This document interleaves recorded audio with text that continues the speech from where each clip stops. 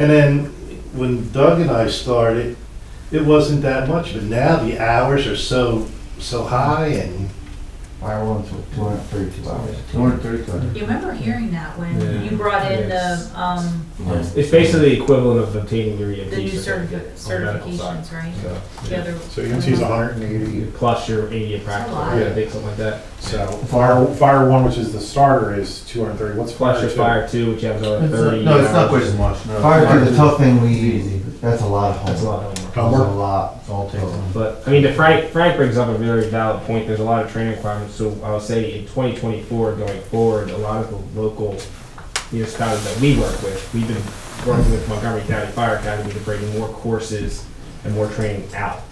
So we're not traveling down to Conshohocken to the fire academy that exists down there. So we're finding locations within surrounding jurisdictions that can allow us to only have a 15-minute drive at your longest time to go get training, classroom work, practical work, whatever it may be. So the light bulb's going off with the county representatives down there to say, hey, we need to push this out further because the training becomes so much of a time requirement or time commitment that has to be a little bit more available. User friendly. Yep.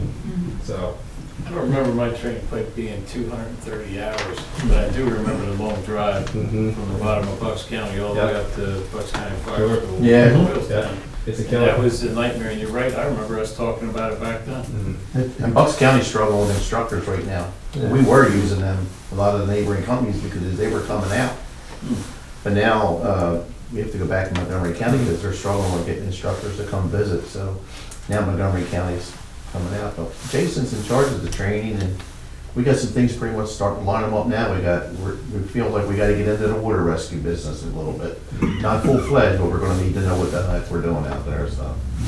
Jason's, and Jeff have set that up, we got that coming up real shortly. We have vehicle rescue coming up over with New Hanover come springtime. All of us been through it one or two times, but stuff changes with these cars, the electric cars and what's going on, so.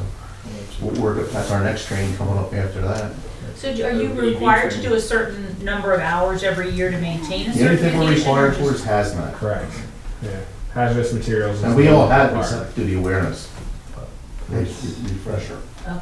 It's the most exciting course you'll ever take in your life. Do you highly recommend it? That's a complete lie. Here's how you summarize the course. Is the driver running the other way? Yes? Okay, goodbye.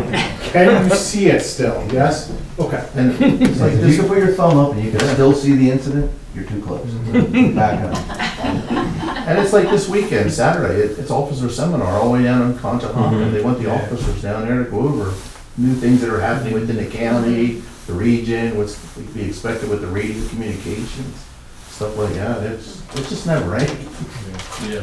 And that's why, like, we missed the board supervisor meeting because that's our valley chiefs night. We have to meet with all the chiefs in the valley. Perkioga Valley. And then we've now, also, the following week after that now we have a regional chief, western chiefs. And we have to go to those now, the following Wednesday night.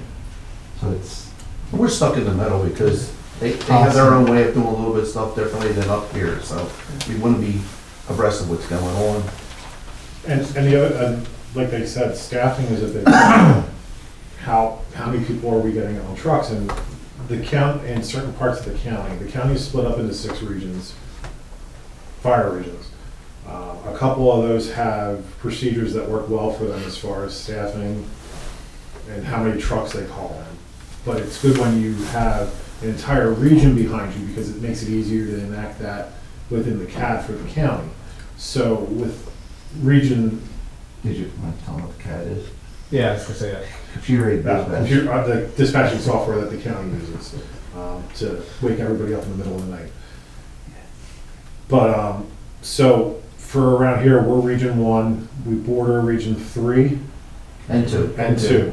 So if we can get the 3 regions together and say, we want, because of staffing, knowing, you may only get 2 or 3 people on a truck, we want to bring in 3 engines, 5 ladders, this, that, and the other thing, just to make sure you have enough firefighters for if something happens.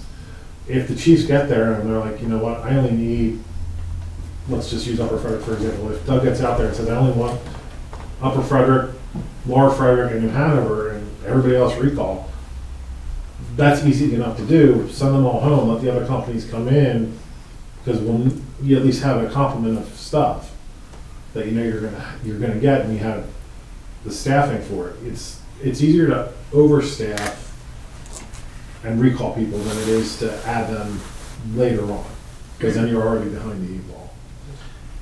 And one of the biggest Yeah, things. you we- can overstaff a fire anytime. I Yeah, think that's sure. probably Sure. appropriate. Yeah, But Much I rather think have part too of it many too, than not when we enough. speak to training and even Bill, to your point on, where volunteers coming up, we see an uptick in that. I think the reality is not most, if not all the counties pushing to some sort of standardization, whether that's regionally based or whether it's we'll call it global for the county. But to Jeff and Doug's point, we straddle both sides. So we actually do get the advantage of seeing standard operating procedures and guidelines that get put in place within the Parkview Valley side versus what's more beneficial to the rural districts out here as you press towards Gilbertsville, Douglas Township that way. And then it's really, we have the advantage to figure out what works on both ends. But the reality is everyone wants to be consistent. So if we're going west, how are we operating on that side? If we're going east, how are we operating on that side? Which is a little bit to what Jared's speaking to when you structure your assignments within the county system. What apparatus do we have coming from where? Are we mindful of how much we're depleting resources from certain regions or not? That's likely going to be an application across the counties. Just some areas are a little bit more advanced than others in terms of progress. The eastern of the county started to push earlier than the western side of the county. So that's where we're looking at our operating procedures and guidelines and saying, where do we need to make modifications and adjust to ensure that when we go out with Lower Frederick, New Hanover, Green Lane, or whoever it may be, we know exactly what we're doing when we staff the trucks, because that's our engine, for example, this is what we're supposed to do. When we arrive, here's what it is, so we're all consistent. Because you eliminate some of the time constraints that you could create if you get on scene, you know exactly what you're supposed to do, exactly where you're supposed to be. And a lot of this comes from the east end because they have more paid departments out there. They have more population to pull from a volunteer basis, right? So I grew up and came from Skippack, which is a more populated area than here. We had a much larger volunteer base than this area does because the population was several times larger than here. So that has an impact as well. There's more staffing availability, so they were able to get a little ahead of the curve. So, Dramatic. yeah. But going back to the firehouse, our top priority is to, we're looking to, once we get through the home care, we're looking to upgrade our dispatch. We have all the run buck cards in our possession, and we would upgrade it. We would add more engines, figure out more manpower, more tankers. But the biggest hurdles for us is gonna be, once we have this upgraded, the county's like 18 months behind in upgrading stuff. They have one guy that does it. You would think every time fire companies send dispatches changes in, it's one guy that's doing this, and he has to go into the computer and change all this, and sometimes it's the dispatcher, when he's not busy, he's helping him, but it's taken 18 months to just get all the run guards updated, And there'll probably be a pause soon because they're gonna upgrade to the new CAD. yeah. So right I now, don't know if you understood what we meant by run cards and. Nope, nope, I was trying to, if I could catch up along the way. while I was Basically, we listening. go out, it could be an investigation. We get there, we confirm we're working with fire. They've already got it, they know what we're getting. It's already pre-planned. We don't have to think. correct. We don't have to start saying, well, we need this. It used to be called buddy boxes, where we would say, well, I want. It's not anymore. Now you already have a plan, closest apparatus come. And that's what we're saying. We want to revisit it. Things have changed. But getting it implemented with the county can take forever. So right now, you operate on a little of a special request basis. So if we know and we hear, let's say, But what are they updating in? It's a system that you it's the access? computer system. No, so it's the county's No, computer. we don't have The to. dispatch, Dispatch. Yeah. yeah, Okay. how the dispatch Yeah. goes. So if it's this call type, it'll automatically dispatch it in this fashion with this apparatus and these responding. Ah. Already units. predetermined. Correct, predetermined. Basically, what they're trying to standardize it in the county, Yeah. it's called 5 and 2. 5 inch 2 ladders coming down the structure fire. High rise, low rise. Yeah, that's, It doesn't really, More. it really doesn't truly make sense to us for a 5 and 2, because we need tankers. We need to push, Mhm. we need water out. We Yeah, can't 'cause really you throw don't 2 have ladders. hydrants. Correct. One ladder is enough. We don't have streets behind a lot of the houses here. We don't need 2 ladders on the scene, so trying to get the other end to understand what we're doing out here, Yeah. it's tough. And since we're on the saddle here, talking about that side, Right. this side, just think a couple school kids trying to come together and work it out. That's what we have. We tell them, well, you know, they're doing this over here. We tell them, and all, they're stupid. And we get stuck in the middle just trying to fight it. And trying to keep in front of all this as we go to these meetings constantly, talking with all these guys. So there's one dispatch person for all, that updates the dispatch system for all of Correct. Montco. He does have somebody helping now. Yeah, there's a dispatcher when they're not busy. He's actually running the board right now. Yeah. So, so the county has its own challenges from Yeah, implementation. they can't get enough dispatch. Emergency Correct. services Emergency across the services, board is correct. just, So the county has 6 fire dispatchers. They may have even upped that since I last knew. And 2, 4, 6, 8, 10, 12, 14, probably 16 police dispatchers. And then call takers.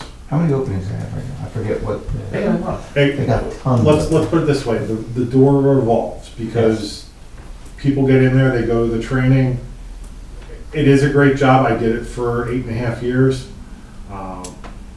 But it's very stressful because, you know, you can go from, hi, I need a copy of a police report. Okay, here's the police department's phone number, to taking, hanging up, and next thing you know, you got someone screaming on the phone because they're getting the crap beat out of them, to the next thing you're taking is helping a parent or the parents give birth to their first child after they got home from the hospital, to a missing child, which turns into an abduction, that turns into, like, I've in that 8 years, there was stuff I wish I never had to take a call for.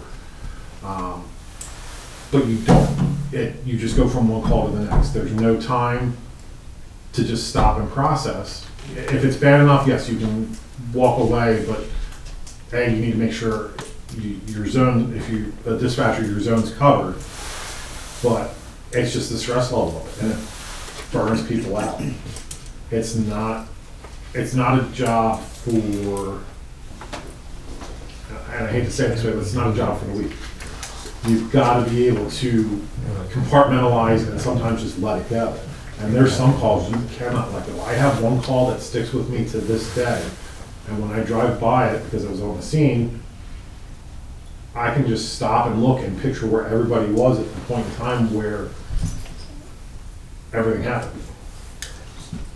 And I would just say, I mean, so to Jared's point, I mean, you have limited resources at the county level right now, right? Staffing, I would say that's not just emergency services, that's any industry, right? Hiring good people and getting them to stay is a problem no matter where you go. But I think fortunately for us, most of the emergency services in the area, especially I would say with our mutual aid partners, Yes. we're proactively looking at solutions to circumvent the issues at the county level. So what does that mean? Right? That means that we're relying on each other more, we're training more together to make sure that we're appropriately staffing for calls, because we know the reality is daytime staffing is short across the county. So how are you making sure that you have the appropriate response on daytime calls versus evenings and weekends when you might have more available personnel? So I think we see, at least in my opinion, in 2024, there's probably a much larger push than you would have historically seen for mutual aid partners to, one, be training together, two, be adding each other to their run cards, right? We talked about the CAD system. And then again, we talked about county level recruitment. Everyone's trying to recruit. And I think you made the comment, right? It's not just for firefighting. There's a lot of different operational positions you can be in that will take a lot of folks if they're interested and passionate about doing it, because the reality is every person helps. So Yeah, I mean, if we want to look at that, there's administrative stuff you can do in the firehouse. You can help us with our planning of our fundraisers, the fund drive, helping me not lose my mind most days. There's the firefighting portion, and there's fire police. And fire police, we go out on every call with the fire company. We make sure that those guys aren't hit. If there's an incident on 73, 29, whatever. Some of this is squirrel calls the fire. Yes, there's times where we're gonna have to close the roads down. And you get people angry with you, but unfortunately, you gotta just do what you gotta do to keep people safe. And I'll use the other night as an example when we had to make 73 one lane. It's in the dark, you can't see much, so you're standing out there, but people are come flying up on it, which I get it, 73 is a 50-mile-an-hour speed zone, but when you're stopping traffic to let other cars come and they're revving their engines or cursing at you, not much you can do. You gotta let people get by, and when you shut things down for the tow truck to load and do it safely, sorry folks, that takes priority. Like, it's, And a lot of that's out for the community here. So they understand, we're not doing it just because we want to Yeah. shut down a road. Yeah. It's not our intention at all. oh, and, you know, it comes down to, you know, yeah, we used to keep it one lane. Now, See, police want to shut down. even, there's a lot, like, most state, all the state roads, if there's an incident there, they want it shut down for personnel protection. And, you know, it comes down to also people knowing, you know, if you come up to something, you need to get that way. Look, if you live on the road, tell us, we'll see which way to get you there. But if that's the only way you know to get somewhere, I'm sorry, it's follow the traffic or turn your GPS on. Because a lot of times, I don't have time to give directions to people when I've got a line of 50 cars coming at me. So, And just kind of wrap this up for fire department, you know, we have this, open door policy here, like, you know, like our communication lines are open, like, there's no more dictatorship or any of that stuff, straight out. We have a good PR thing going, we invite people to come up to the firehouse visit, we have the Cub Scouts there often, you know, whoever it may be, you know, we're here. Got a new fuel piece you come up and see. Great. So fundraising was the last thing I wanted to hit for you guys. What are we doing fundraising? Any ideas? I know when I was a kid, we carried boots. Yeah, we have flower Hopefully sale them things are coming long up. gone. Flower sale You know, coming up. because that's stunk, you know? yeah, no, I mean, unfortunately around here, you can't really do a boot drive. It's a 50-mile-an-hour road. Yeah. I mean, if you want to tell us one guy 50 miles an hour, Yeah. we're gonna, but Anybody that used to go to LVI, way back when, we Yep. These are the blankets, Yeah. can we yeah. just throw the money? Yeah, you can't do that Can't do anymore. it. I mean, our fundraiser events are our breakfast with Santa. We do flower sales. We usually try for twice a year, Easter and Mother's Day. Gosh, hopping. What's that? Gosh, hopping. Gosh and Hoppin' Festival. We do parking there. Yeah, there's. The fun drive, On table.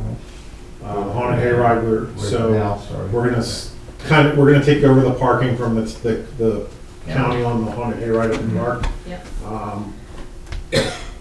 It got bigger than they expected, which is a good thing. Yeah. But they don't have the staffing to handle it on an event like that. So this past year, it was kind of, hey, you know, we need more people to help, and here's what we're expecting. That's great, but can we use it as a fundraiser? And their park guy comes back and says, absolutely. And you know, that was good to hear, because that helps us. So, Just so you know, that Gosh and Hoppin's, like, we have to do security for them Friday night and Saturday night, so we got guys there that gotta sleep overnight there, camp out basically, and then we gotta park all them cars. and pull them out. Yeah, push them out. And they're so happy. So that, like, if there's anybody looking to come help and sleep overnight, man, wanna camp out there, Not enough camper, they're more than welcome. Well, we, at our last business meeting, we did discuss moving forward, more fundraising. it's just the man hours. It's Yeah. tough. It's But just I more think time. it's, It's just more it's, time. and some of it, and not to make it about the finances, but fundraising is about finances, it's one of your highest payoff activities, and the reality is most fundraising events, you don't generate enough funds for the man hours that you put in. So you have to be very careful in terms of what you're committing your time to versus what you're not, because it's, again, on these highest payoff activities. So that's the challenge with fundraising. We have to be opportunistic when it comes to that. And if you identify areas that you can create more fundraising, then you maybe devote more time to it, then it's not quantity, it's quality, right? I mean, we're always out in front of the community, we're always willing to do that. The reality, when it comes to fundraising, we have to be mindful of where we can generate the most funds, so. And just one thing, and this is going back to the COVID era, we actually, as a fire company, on Saturday nights, we would go to the local establishments around us, as a fire company, we'd all order our dinner and go pick it up, like, because they weren't getting anybody coming in. Mhm. So we were like, what, have like 20, 30 orders, Yeah, Jeff Forney at the firehouse. Yeah, and as being like a family, did it, looking out for the community. That was one thing that I thought was really nice, and people were surprised we did that. We went to a lot of places. Mhm. We did. Nice. Anything you need on the township level you don't get now? Can we get back to you? Well, yeah. I think I told you that. Yeah. Said- No, I- We had our conversation. No, I think I we're, said I that to think them. we're good. Yeah, You know, just having more of open communications, that's all. Oh, yeah. Oh, absolutely. Correct. You know, Let's not have things sit and fester. Let's Yeah, have we it don't- pass. Get it off your chest. obviously, not to go down that path, we'll just touch on, in the past, we've had some. Moving Communication forward, we challenges. have more openness, we're trying to have transparency, like we said to you. Given the reports, like we said, each month we're coming to the meetings when we can, Derek was here for that. That's why we generated the report showing the community, all the extra time we do, like to go back to fundraising, you don't wanna burn your people out, and we feel, sometimes we get to that point, because we're a small company, I mean, on paper, we have a lot of people, but people actually come out I'm not really knocking anybody, I mean, a lot of that are social members, you know, Jerry, I mean, Jerry's not gonna come out and wash the truck. Yeah, that's the purpose, yeah. Yeah. But he actually, if he comes out, believe it or not, on calls, he'll open the doors and he'll be there. It's amazing, the guy. My point being is, these reports are showing you, we want the community to know, we're not just making fire calls and gallivanting around, running lights, and we're there a lot, and we're in the community a lot, doing what we can. That's all, just, Yeah, I think maybe that got missed over a lot of these years. yeah, And we have a new face of the fire department. I noticed. So, no, and that's why I asked what we could do to help out. I think I had talked to you before about, one of my ideas, when I was a kid back in just western Pennsylvania here, we were a small town, Union Town. And everything we did was at the firehouse, fire halls, things like that, you know what I mean? And that was an idea I had presented, back in 21 when I was running back then, was how we could somehow help you guys get something like that to generate some of this funding. And I think that's a big thing for you, to look forward. And I wouldn't mind working with you on something like that. I think, the fire department should be the centerpiece of this township. You guys are dealing with some of the worst situations that come down the pipe. So, me being in EMS for half of my life, that was a big part for me too. So I'm open to any idea you have, and working with you guys in the future to see what we can do to get some funding going. Or, help you guys out in any way we can. We're gonna be working this year for more grants. There's some stuff coming up that I need to bring up to the body in the February business meeting. But hopefully we'll be able to grab some more grants to just, refresh some of our equipment, whether it be hoses or nozzles or stuff, but also see what's out there for nonprofit fire companies. To bring in funding to maybe expand on the firehouse, because in 2 years is our 75th. So we have that big, hopefully big celebration coming up in 2 years. Yeah.